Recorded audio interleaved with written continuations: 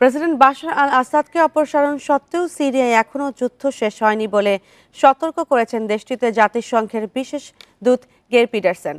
এর কারণ হিসেবে উত্তরাঞ্চলে তুর্কি সমর্থিত সশস্ত্র গোষ্ঠী এবং কুর্দি যোদ্ধাদের মধ্যে বিরোধের কথা তুলে ধরেন তিনি। গত 2 সপ্তাহে দুপক্ষের মধ্যে উত্তেজনা কয়েকগুণ বেড়েছে বলেও জানান পিডারসেন। তুর্কি সমর্থিত সিরিয়ান ন্যাশনাল আর্মি এবং মার্কিন সমর্থিত ও কুর্দি নেতৃত্বাধীন সিরিয়ান ডেমোক্রেটিক ফোর্সেসের মধ্যে সংঘর্ষের পর এসব কথা বলেন জাতিসংঘের এই দূত। এদিকে পিটারসেনের মন্তব্যের পরপরই সিরিয়ার উত্তরাঞ্চলে 2 পক্ষের মধ্যে যুদ্ধবিরতি এই সপ্তাহের শেষ পর্যন্ত বাড়ানো হয়েছে বলে জানান মার্কিন পররাষ্ট্র মন্ত্রণালয়। সিরিয়ায় ক্রমবর্ধমান সংঘাত কোনো পক্ষেরই স্বার্থ রক্ষা করা না বলেও জানায় ওয়াশিংটন।